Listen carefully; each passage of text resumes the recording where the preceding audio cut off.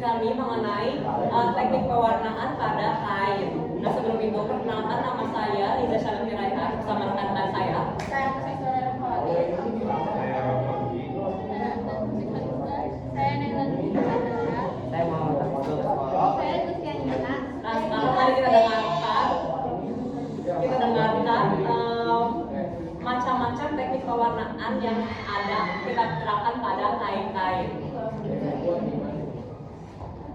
Jadi yang pertama itu ada teknik pewarnaan batik atau lintang lilin.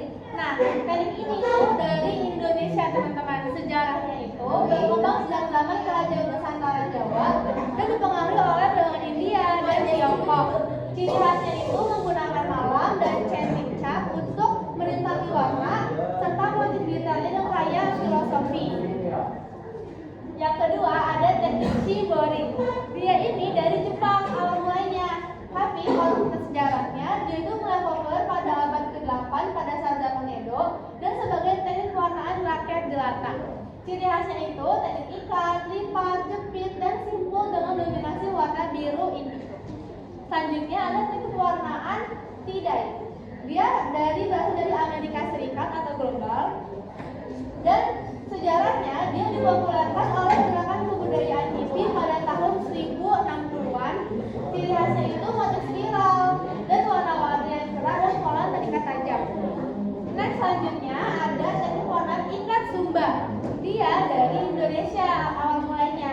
Dan sejarahnya itu berkembang sejak zaman Kerajaan Nusantara Jawa. Dari Nusantara NTT dan Nusantara NTT, Bali, Toraja. Dan ciri khasnya itu benang diikat dan dicelup warna sebelum ditenun menjadi kain. Selanjutnya ada mood cloth, dia atau nama lainnya itu Bongolan sini. Dia dari negara Afrika. Dan sejarahnya itu tradisi masyarakat Bambara sejak abad ke-12 menggunakan lumpur kaya akan zat besi. Nah, ciri khas ini dia adalah tradisi masyarakat Bambara sejak abad ke-12 menggunakan lumpur kaya zat besi. Untuk selanjutnya akan diinin oleh rekan saya.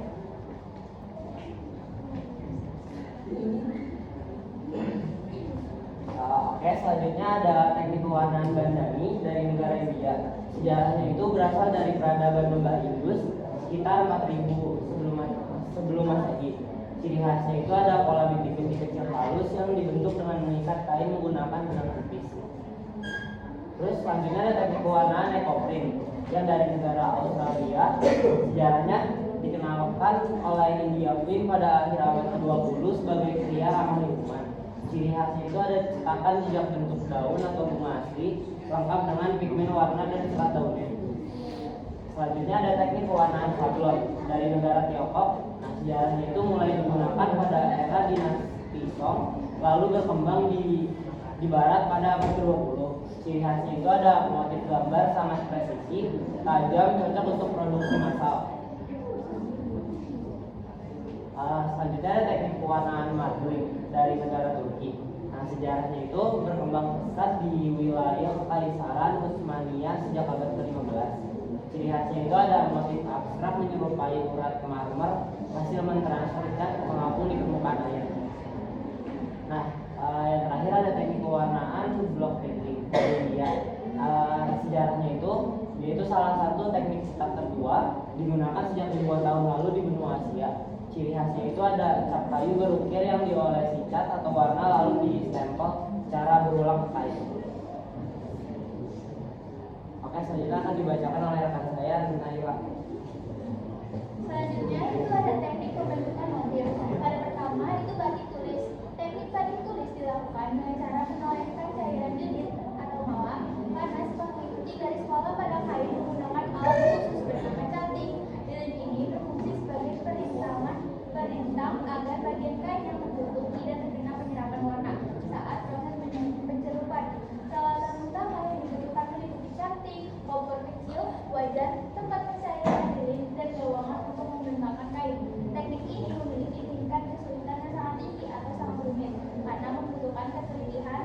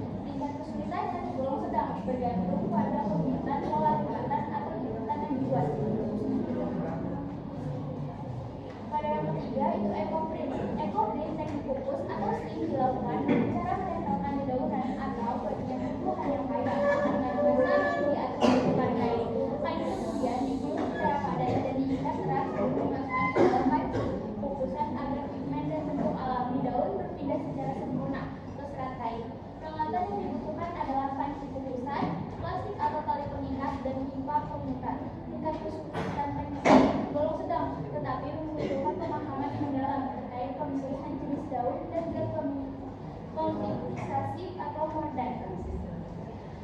Selanjutnya itu ada ikat pakan atau mesin. Teknik ikat dilakukan dengan mengikat sekelompok benang atau baik benang pakan maupun benang mesin sesuai rancangan pola menggunakan tali plastik atau rakia.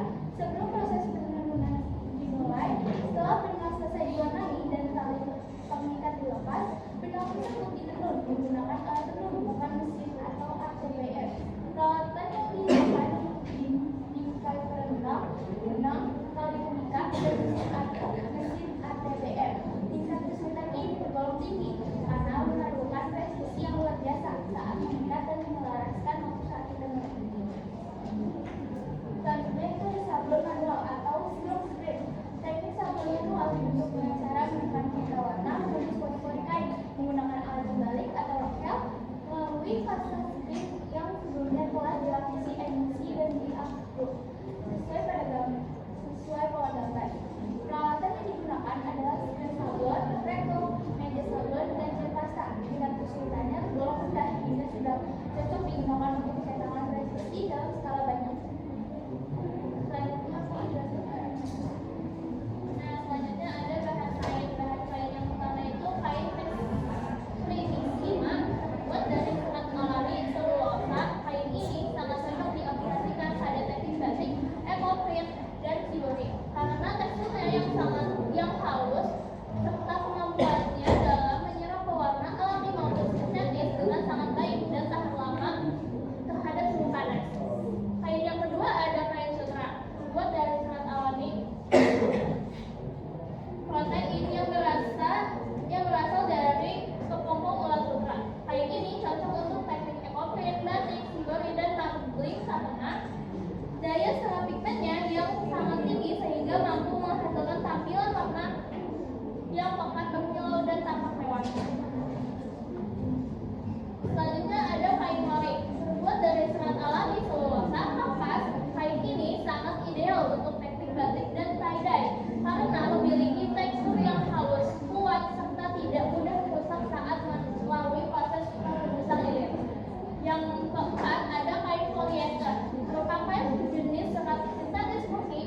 Kain ini cocok untuk teknik transfer print atau sublimasi karena serat buatannya membutuhkan zat pewarna khusus dispersi serta paparan suhu yang sangat tinggi agar warna dapat terkunci sempurna pada serat.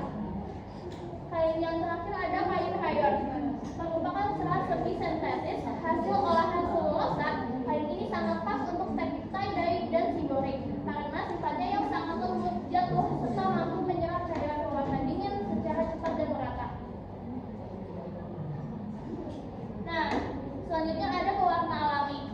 Yang pertama, tanaman indigo vera victoria, memanfaatkan bagian daunnya untuk menghasilkan warna biru indigo yang pekat. Aplikasi warnanya banyak digunakan pada kain shibori dan pencelupan warna dasar batik biru nila. Selanjutnya, kayu secang Cassarelsalvinia sapan.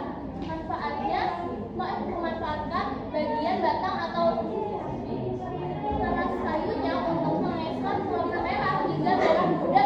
Pewarnaan ini banyak digunakan pada pewarnaan batik tradisional dan eco-print. Nah, selanjutnya ada kunyit kurkuma longa, menggunakan bagian rimpang atau akarnya untuk menghasilkan warna kuning cerah. Warna ini sangat cocok diaplikasikan pada produk pria tekstil seperti kain tie-dye alami. Selanjutnya ada daun mangga atau daun jambu, memanfaatkan bagian daun tua yang menghasilkan pigmen warna hijau kecoklatan hingga coklat tua. Pewarna ini sering dipakai pada teknik eco-print serta pencelupan notal batik. Selanjutnya akan dibacakan oleh selanjutnya ada kayu tegeran atau Cedrania japonesis. Itu memanfaatkan bagian batang kayunya untuk menghasilkan warna kuning kecoklatan. Biasanya digunakan sebagai campuran bahan pewarna untuk membuat warna batik segan tradisional. Selanjutnya ada kulit buah manggis, memanfaatkan bagian ekstra kulit buatnya untuk menghasilkan warna ungu kecoklatan atau coklat tua yang elegan. Warna ini banyak diaplikasikan pada pencelupan alami, kain, kangkung, dan sutra.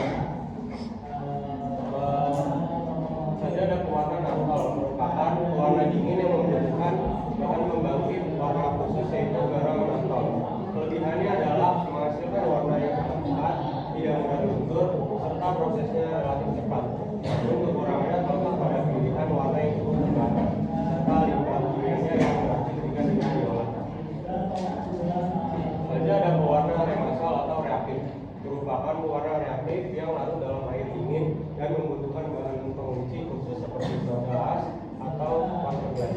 Keunggulannya adalah memiliki pilihan warna yang sangat beragam, cerah, serta prosesnya mudah. Kekurangannya adalah wajib menggunakan bahan pengunci tambahan atau fixature agar warnanya menempel permanen. Selanjutnya ada pewarna indigo-sol, menghasilkan warna-warna pastel yang lembut setelah diaktifkan atau dibangkitkan menggunakan larutan asam atau paparan sinar matahari. Kelebihannya warna yang dihasilkan sangat lembut, merata dan stabil pada serat kain. Namun harganya relatif mahal dan prosesnya warnanya sedikit lebih rumit. Selanjutnya ada pewarna direct, merupakan zat warna yang dilarutkan langsung dengan air panas tanpa memerlukan bahan pembantu yang berlebihan. Keunggulannya sangat praktis dan murah sehingga cocok untuk skala rumah tangga. Sayangnya ketahanan untuk pewarna ini terhadap proses kainnya tergolong rendah. Selanjutnya akan saya buka Raisa. Selanjutnya ada pewarnaan dispersi, merupakan pewarna khusus yang dirancang untuk serat buatan seperti polyester atau akrilik. Kelebihannya adalah tahan terhadap pencucian berulang dan paparan suhu tinggi. Namun kekurangannya itu, pewarna ini tidak dapat meresap pada kain berbahan serat alami. Selanjutnya ada perbedaan di teknik pewarnaan. Di Indonesia sendiri itu teknik pewarnaan sangat didominasi oleh metode berintang, bahkan menggunakan lilin malam panas seperti pada batik, serta teknik pewarnaan benang sebelum ditenun seperti pada kain ikat. Proses pewarnaan dilakukan secara berulang melalui beberapa kali tahap dan tahapan untuk menghasilkan warna-warna yang pekat, layak, dan memiliki kedalaman motif yang khas. Selanjutnya metode luar teknik pewarnaan lebih bervariasi dengan menerapkan berbagai metode fisika dan mekanis. Metode yang populer digunakan antara lain teknik ikatan dan lipatan, lalu teknik cetak blok kayu, teknik cetak seri, dan hingga teknik apung di atas permukaan cairan. Selanjutnya ada teknik pembentukan motif. Yaitu alat kain tradisional di Indonesia sangat mengandalkan kemahiran tangan perajin dengan bantuan alat-alat khusus yang otentik. Alat-alat utama yang digunakan meliputi cantik tulis untuk menggores lilin, cantik cap dari tembaga atau kayu untuk motif berulang, serta alat tenun yang bukan mesin, yang memerlukan ketelitian ekstra dalam penyelarasan benang saat ditenun. Selanjutnya di luar negeri, itu pola atau motif kain dibentuk melalui manipulasi fisik bahan yang beragam, seperti lipatan geometris, jepitan pakan kayu, tata tali rapat, pengoresan tinta pada stensil atau pahatan blok kayu, hingga sapuan cat mengapung di atas larutan kental. Metode ini memungkinkan terciptanya pola abstrak, garis presisi maupun reproduksi gambar yang konsisten. Selanjutnya, bahan kain yang diperlukan. Di Indonesia sendiri secara historis sangat tergantung pada penggunaan kain berserat alami lokal. Kain katun serta kain serat alami menjadi media utama yang paling umum digunakan karena sifat seratnya yang ramah terhadap cairan alam dan mampu menyerap pewarna alami maupun sintetis secara optimal. Yang di luar negeri ini cenderung lebih bervariasi mengikuti perkembangan industri tekstil setempat. Selain memanfaatkan kain serat alami seperti katun, sutra, dan linen, berbagai teknik luar negeri modern juga sudah dieksplorasi secara luas menggunakan bahan serat sintetis maupun serat buatan olahan. Selanjutnya, jenis motif yang dihasilkan itu di Indonesia umumnya serat akan dinilai secara filosofis, makna simbolis, dan adat istiadat setempat. Pola-pola yang terbentuk mencakup ornamen filosofis keraton, penggambaran stilasi flora dan fauna khas daerah, hingga bentuk-bentuk geometri tradisional seperti motif parang dan kaum yang membawa firasat atau status sosial tertentu. Selanjutnya dari luar negeri ini berfokus pada aspek estetik visual yang dekoratif, kontemporer atau geometris murni. Bentuk motif yang sering dijumpai antara lain pola organis, abstrak, simetris, geometris, yang tegas, pemandangan alam, hingga efek visual psikodelis atau motif urat marmer yang elegan. Selanjutnya ini nama Riesa. Nah, selanjutnya untuk perbedaan teknik pewarnaan dari Indonesia Indonesia dan luar negeri selanjutnya ada karakter dari hasil pewarnaan. Nah di Indonesia, warna kain pada kain tradisional Indonesia itu cenderung bernuansa etnik, dalam dan berlapis-lapis atau berlayar. Nah warna-warna klasik seperti coklat, biru, indigo tua, dan merah abu menjadi warna yang dominan, memberikan tampilan yang sangat hangat, berwibawa serta penuh dengan nilai histori. Nah, sedangkan kalau di luar negeri, tampilan itu beragam sesuai dengan jenis tekniknya. Ada teknik yang menghasilkan warna-warna sangat kontras, terang, cerah, atau vibrant seperti tie-dye. Namun ada pula yang menghasilkan warna yang monokromatis, biru putih yang sangat lembut atau bergradasi dan elegan seperti shiboro di Jepang. Nah, selanjutnya ada perbedaan dari jenis pewarnaan yang umumnya digunakan. Kalau di Indonesia, umumnya itu menggunakan kekayaan pewarna alami dari tanaman lokal seperti kayu secang, daun indigo, dan akar kunyit. Dengan pewarna sintetis berkualitas tinggi. Pewarnaan sintetis yang paling populer digunakan oleh pengrajin batik adalah pewarna naftol, remasol, dan juga indigosol karena ketahanan warnanya yang sangat baik pada kain serat selulosa. Nah, sedangkan kalau di luar negeri, penggunaan zat pewarnaan itu disesuaikan dengan jenis serat dan teknik yang digunakan. Jenis yang umum itu meliputi pewarnaan reaktif modern, pewarnaan dispersi yang untuk serat buahan, dan tinta cetak sintetis untuk teknik screen print, serta pigmentasi indigo alami untuk teknik pewarnaan tradisional di Asia Timur. Lalu ada tingkat kerumitannya nih. Kalau di Indonesia, tingkat kerumitannya itu umumnya sangat rumit dan memakan waktu yang sangat lama. Nah, kenapa? Karena hal ini dipengaruhi oleh proses pembuatan kain yang harus melalui tahapan-tahapan yang berulang dan bertingkat. Mulai dari tahapan penggambaran pola, pemalangan, pencerupan warna, penutupan lilin kembali, hingga perubahan kain untuk meluruhkan lilin. Nah, untuk tingkat kerumitan di luar negeri ini sangat bervariasi teman-teman, mulai dari tingkat yang sangat sederhana hingga sangat tinggi. Beberapa tekniknya itu kayak tie-dye dan dog print itu relatif lebih praktis dan gampang dilakukan dalam hitungan jam. Nah, untuk teknik tradisional dengan presisi tinggi itu seperti shibori atau seni marbling karena membutuhkan ketelitian, konsentrasi, dan juga keahlian khusus yang tidak kalah rumit dari membatik.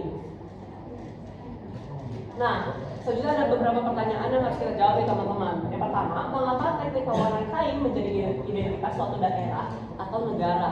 Nah, teknik pewarnaan kain menjadi identitas suatu daerah karena teknik pewarnaan mencerminkan kekayaan alam setempat seperti ketersediaan bahan pewarnaan alami. Nah, kearifan lokal juga sejarah dan migrasi perdagangan serta nilai filosofis budaya masyarakat pembuatannya yang diwariskan secara turun-temurun. Selanjutnya, apakah pewarna alami lebih baik daripada sintetis? Tidak bisa. Nah, pewarna alami tidak bisa dikatakan sebagai lebih baik daripada sintetis karena keduanya memiliki keunggulan tersendiri. Pewarna alami itu unggul dalam aspek ramah lingkungan, warna yang khas dan unik, serta nilai seninya yang sangat tinggi. Tetapi prosesnya itu rumit dan warnanya cepat memudar. Nah, sedangkan kalau pewarnaan sintetis itu unggul dalam efisiensi produksi, ketajaman warnanya, ketahanan ukur, juga tahan, tetapi dapat menghasilkan limbah berbahaya kalau tidak diolah dengan baik dan benar. Nah, selanjutnya, bagaimana perkembangan teknologi mempengaruhi teknik pewarnaan kain? Teknologi mempercepat proses produksi, misalnya seperti dari batik tulis dan ke batik cetak atau digital textile printing. Ini tuh meningkatkan presisi warna, menghematkan penggunaan air atau energi, serta memungkinkan terciptanya pewarnaan sintetis yang baru yang lebih aman dan bagi lingkungan. Selanjutnya, jika membuat produk fashion ramah lingkungan, teknik apa sih yang akan kalian pilih? Nah, untuk kami pribadi memilih untuk teknik eco-print atau shibori dengan pewarna alami atau indigo. Alasannya karena kedua teknik ini itu meminimalisirkan penggunaan bahan kimia yang berbahaya dan memanfaatkan limbah organik atau tumbuhan, serta menghasilkan produk unik atau one of the kind yang bernilai jual tinggi di pasar ramah lingkungan atau sustainable fashion.